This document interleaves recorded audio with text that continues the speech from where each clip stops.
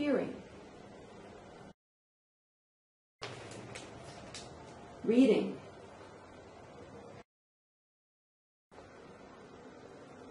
hearing,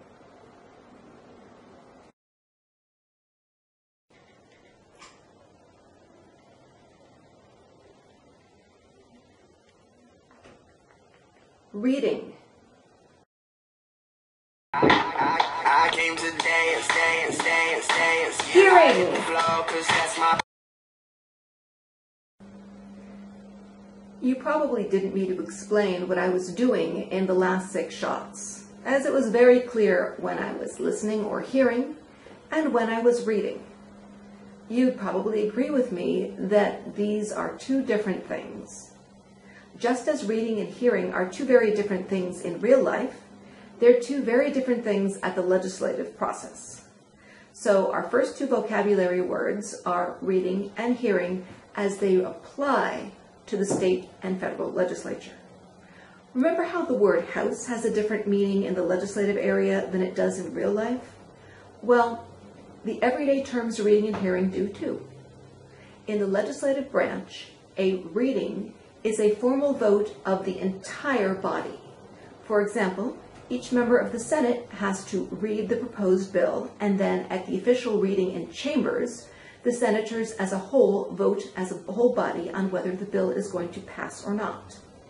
In contrast, at the legislature, a hearing is a meeting of a small committee of the legislature in which the members of the public can come and tell those members about their concerns or their positions on the for or against the bill, and this discussion is heard by the committee members. As is covered in this week's lecture, most of the work on amending or changing a bill is done in committee during the hearing.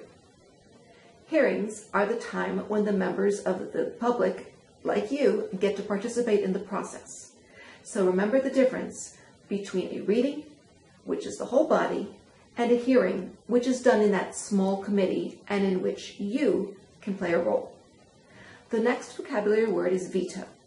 You may remember a few weeks ago when our vocabulary terms covered the word checks and balances. The example I gave of a check that the executive branch has over the legislative branch was a veto. After the legislature has finished the long process of passing a bill, the bill always goes to the head of the executive branch. That is the governor, the mayor, or the president of the United States. The head of the executive branch gets the opportunity to reject the bill. This rejection is called a veto. If the veto stands, all of the legislature's hard work is for nothing. However, the veto is not the last word on the fate of a bill.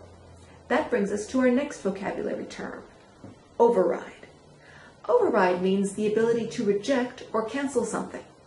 If the president, governor, or mayor vetoes the bill, the legislative body has one last chance to vote on the bill. If they pass the bill by a certain higher margin, and we'll talk about that in this week's lecture, the veto is overridden. In that case, the bill actually passes and finally becomes law. And our last vocabulary term refers to the bills that pass the legislative branch. We know that the term for bills that pass the legislature is law. However, at the federal and state levels, there is another term, an additional term that's used for these laws, and that word is statute. The word statute means a law passed by the state or federal legislature. All of the laws that pass the state legislature, for example, are collected each year in a series of volumes called the Hawaii Revised Statutes. That's where you would find copies of all our state laws. You may have noticed that I said statute applies to federal and state laws. I didn't mention counties. That's because the name for a law passed by the county legislative body, the county council, is ordinance.